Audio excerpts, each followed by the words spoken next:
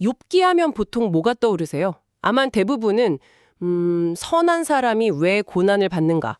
뭐 이런 아주 묵직한 질문일 텐데요. 그런데 오늘 저희가 살펴볼 자료는 그 질문을 완전히 다른 각도에서 보게 만듭니다. 엘리밀의 교회 강성훈 목사님의 예수신학으로 본 욥기 개론이라는 설교 영상이거든요. 네, 맞아요. 이 자료가 정말 흥미로운 게 욥기를 그냥 고난에 대한 어떤 철학적인 답변서로 보질 않아요. 오히려 욥의 삶 전체가 앞으로 오실 예수 그리스도의 삶을 미리 보여주는 뭐랄까 거대한 서사시의 예고편 같다고 설명하죠. 와, 예고편이라는 말이 확 와닿네요. 그럼 오늘 저희의 임무는 이 설교를 바탕으로 욥기를 새로운 렌즈? 그러니까 예수 그리스도라는 렌즈를 통해 깊이 들여다보는 거겠군요. 어쩌면 우리가 욥기에서 완전히 다른 보물을 발견하게 될지도 모르겠습니다. 분명 그럴 겁니다. 설교에서 욥기를 읽는 그 순서가 되게 독특했어요. 첫째가 예수님, 둘째 욥, 그리고 셋째가 바로 우리. 이거 보통 우리가 생각하는 순서랑 완전히 반대잖아요. 바로 그 지점입니다. 그게 바로 그리스도 중심적 해석의 핵심인 거죠. 그러니까 탐정처럼요, 성경 전체의 최종 단서, 즉 예수님을 먼저 딱 확인하고 거꾸로 욥의 사건을 재구성하라는 의미로 볼 수 있어요. 아, 단순히 교훈을 얻는 걸 넘어서 성경 전체를 관통하는 더 큰 그림을 보라는 거군요. 네, 욥의 인내나 경건함에서 개인적인 교훈을 얻는 수준에 머무는 게 아니고요. 그의 모든 경험, 그러니까 의롭게 살았다는 사실, 이유 없이 받는 고난, 심지어 하나님과 자신 사이에 중보자가 없다고 절규하는 그 처절한 외침까지 이 모든 것이 결국 누구를 향하고 있는지를 보라는 겁니다. 아, 욥이라는 인물은 그 자체로 완결된 이야기가 아니라 더 큰 이야기의 일부, 하나의 중요한 이정표라는 말씀이시네요? 맞습니다. 그래서 설교에서 욥기의 시대적 배경을 강조하는 게 아주 중요해요. 욥기에는 모세의 율법이나 성막, 제사장 제도에 대한 언급이 전혀 없거든요. 아, 정말 그렇네요. 네, 이걸 근거로 학자들은 욥기가 그 모든 제도가 정립되기 이전, 그러니까 족장 시대, 아브라함 시대와 가깝다고 봅니다. 그렇다면 율법이라는 공식적인 가이드라인이 없던 아주 원초적인 시대에 인류의 고난과 구원의 문제가 어떻게 다뤄졌는지를 보여주는 뭐랄까 원형적인 이야기라고 볼 수 있겠네요. 정확합니다. 그래서 욥의 이야기가 구원 역사 전체에서 아주 근원적인 위치를 차지한다고 보는 거죠. 그 근원적이라는 말이 인상 깊네요. 단순히 오래된 이야기라서가 아니라 앞으로 일어날 가장 중요한 사건, 즉 십자가를 미리 보여주는 원형이라는 의미로 들려요. 설교에서도 바로 그 점을 십자가의 그림자라고 표현했죠. 네, 바로 그 표현이 이 해석의 정수라고 할 수 있습니다. 욥의 고난과 예수님의 고난 사이에 정말 놀라울 정도로 닮은 점들이 많다는 거죠. 예를 들면 어떤 것들이 있을까요? 가장 대표적인 게 바로 죄 없는 의인의 고난입니다. 욥기 1장을 보면 하나님 스스로 욥을 온전하고 정직하여 하나님을 경외하며 악에서 떠난 자라고 증언하시잖아요. 네네, 하나님이 직접 보증하신 셈이죠. 그렇죠. 물론 인간으로서 완벽하다는 뜻은 아니지만 그 시대의 의인으로 공인받은 셈이죠. 그리고 예수님은 말 그대로 죄가 전혀 없으신 하나님의 아들이시고요. 두 분 다 하늘의 법정에서 사탄의 고소 대상이 된다는 점도 정말 기묘한 평행이네요. 욥기 1, 2장을 보면 사탄이 하나님 앞에서 욥을 걸고 넘어지고 신약에서는 사탄이 예수님을 광야에서 시험하잖아요. 네, 영적 전쟁의 구조가 똑같다는 겁니다. 그런데 바로 여기서 욥이 왜 그림자이고 예수님이 실체인지가 극명하게 드러나요. 아, 고난에 대한 반응의 차이 말씀이시죠? 맞습니다. 설교에서도 지적하듯이 욥은 위대했지만 결국 인간이었어요. 고난 속에서 자신의 태어난 날을 저주하고 하나님께 따져 묻고 때로는 흔들리며 넘어지기도 하죠. 하지만 예수님은 광야의 시험에서부터 십자가 위에서 어찌하여 나를 버리시나이까라고 외치는 그 순간까지 단 한 번도 넘어지지 않으셨다는 거. 아, 그러니까 욥의 실패나 흔들림조차도 역설적으로 왜 실체이신 예수님이 우리에게 반드시 필요했는지를 더 명확하게 보여주는 장치가 되는 셈이네요. 바로 그 지점입니다. 욥의 인간적인 한계가 오히려 그리스도의 완전함을 부각시키는 역할을 하는 거죠. 그리고 또 다른 정말 소름 돋는 평행점은 욥을 둘러싼 비난하는 자들입니다. 욥의 세 친구들, 엘리바스, 빌닷, 소발이요. 네, 바로 그들이죠. 사실 이 친구들이 제일 답답하고 화나는 부분 중 하나죠. 위로하러 와서는 결국 칼로 후벼 파잖아요. 그렇죠. 그들의 논리는 아주 단순 명료합니다. 네가 죄를 지었으니까 이런 끔찍한 벌을 받는 거야. 소위 인과응보라는 틀에 욥을 그냥 끼워 맞추려고 하는 거죠.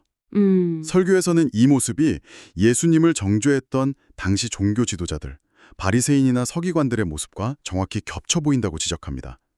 그들도 십자가에 달린 예수님을 보면서 하나님께 저주받은 자라고 조롱했으니까요. 듣고 보니 위로의 탈을 쓴 정죄라는 점에서 정말 끔찍하게 닮았네요.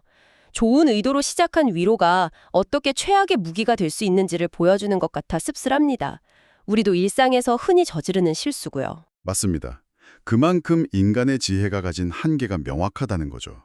그리고 바로 이 지독한 고립과 오해 속에서 욥의 여정은 결정적인 전환점을 맞이하게 됩니다. 아, 그 유명한 고백 말씀이시죠? 내가 주께 대하여 귀로 듣기만 하였사오나 이제는 눈으로 주를 배움나이다. 고난을 통과하기 전과 후가 완전히 달라지는 순간인데 이 엄청난 변화를 설교에서는 어떻게 설명하나요? 이걸 신앙의 질적인 도약이라고 봅니다. 고난 이전의 욥은 하나님에 대해 들어서 아는 신앙을 가졌다는 거죠. 경건하게 제사도 드리고 흠없이 살았지만 그게 어쩌면 지식과 관습, 즉 2차 정보에 머물렀을 수 있다는 겁니다. 아, 머리로만 아는시나. 네. 하지만 모든 것을 잃는 극심한 고난 속에서 하나님과 처절하게 씨름하고 마침내 폭풍호 속에서 나타나신 하나님의 음성을 직접 들으면서 그분을 인격적으로 1인칭으로 보는 신앙으로 나아갔다는 거죠. 여기서 정말 흥미로운 건 하나님께서 욥이 그토록 던졌던 수많은 왜? 라는 질문에 단 하나도 직접적인 답을 주시지 않았다는 점이에요. 네가 고난받는 이유는 사실 하늘에서 사탄과 이런 일이 있었기 때문이란다 라고 설명해 주지 않으셨잖아요. 그렇죠. 하나님은 고난의 이유, 즉 설명을 주시는 대신에 당신이 어떤 분인지 존재 자체를 보여주셨습니다. 창조 세계의 광대함과 신비를 통해 당신의 주권과 지혜를 드러내셨죠. 네가 눈 창고에 들어가 보았느냐? 바다 매트를 걸어 보았느냐? 뭐 이런 압도적인 질문들을 던지시면서요. 네, 맞습니다. 아, 이유에 대한 명쾌한 설명이 아니라 존재 자체와의 압도적인 만남이 답이 된 거군요. 내 문제의 크기가 작아진 게 아니라 하나님의 크기를 깨닫자 내 문제가 상대적으로 작아져 버린 거네요. 바로 그겁니다. 설교에서는 이 경험을 신약의 제자들과 연결해요.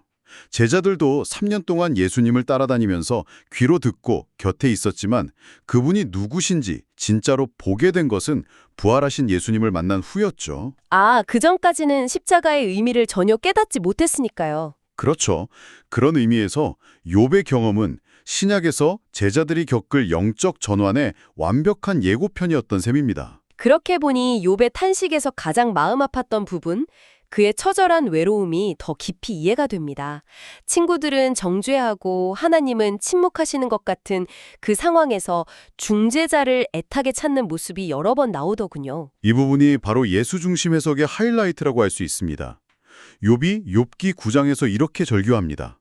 우리 사이에 손을 얹을 중재자가 없구나. 아, 거룩하고 전능하신 하나님과 이 티끌 같은 인간인 나 사이에 서서 양쪽 어깨에 손을 얹고 화해시켜줄 존재가 없다는 탄식이죠. 내 편이 아무도 없다는 절망 속에서 이 거대한 간극을 연결해줄 누군가를 필사적으로 찾는 모습이에요. 이건 단순히 욥 개인의 탄식을 넘어서는 것 같은데요. 맞습니다. 하나님을 떠난 모든 인류의 보편적인 영적 갈망을 보여주는 장면이죠. 그리고 이 갈망은 욥기 19장의 그 위대한 고백에서 절정에 이릅니다. 내가 알기에는 나의 대속자가 살아계시니 마침내 그가 땅 위에 서실 것이라. 와, 중재자가 없다는 절규에서 나의 대속자가 살아계시다는 확신으로 나아가는군요. 네. 설교에서는 이 고백을 단순히 언젠가 내 억울함을 풀어주실 분이 있겠지 정도의 막연한 희망이 아니라고 봅니다. 이것은 수백 년 후 실제로 죽음을 이기고 부활하셔서 땅 위에 서실 그리스도를 믿음의 눈으로 내다본 시대를 초월한 예언적 신앙 고백이라는 거죠. 가장 깊은 절망의 구덩이 속에서 궁극적인 해답이신 예수 그리스도를 본 거네요. 바로 그거죠. 그래서 설교에서는 우리가 욥보다 훨씬 복된 자들이라고 말합니다. 욥은 그 대속자가 누구인지 모른 채 그분이 필요하다고 외쳤지만 우리는 그분이 바로 나사렛 예수라는 것을 이미 알고 있으니까요. 그렇다면 이 모든 해석이 오늘을 사는 우리에게는 어떤 의미가 있을까요? 어떻게 삶에 적용해야 할까요? 설교는 아주 실제적인 두 가지 적용점을 제시합니다. 첫째는 고난당하는 이들을 대하는 우리의 태도입니다. 우리는 무심코 그리고 너무나 쉽게 욥의 친구들이 되곤 하거든요. 아, 네가 기도 생활에 소홀히 해서 그래. 뭔가 회개할 게 있으니 이런 일이 생기지 않겠어. 이런 말이요. 네, 섣불리 진단하고 쉬운 해답을 제시하려 하죠. 생각만 해도 끔찍하네요. 그래서 설교는 그렇게 말하지 말라고 강력하게 권면합니다. 대신 침묵 속에서 함께 울어주고 그저 손을 잡아주며 내가 너를 위해 기도할게 라고 말하며 곁을 지켜주는 것. 그것이 예수님이 보여주신 진정한 위로의 방식이라고 강조합니다. 그렇다면 내 자신의 고난에 대해서는 어떻게 해야 할까요? 욥처럼 하나님께 따져 물어도 괜찮을까요? 물론입니다. 설교는 욥처럼 하나님께 정직하게 씨름해도 괜찮다고 격려해요. 왜 이러시냐고, 너무 힘들다고, 솔직한 질문과 탄식을 다 쏟아내라는 거죠. 하나님은 그런 정직한 기도를 외면하지 않으십니다.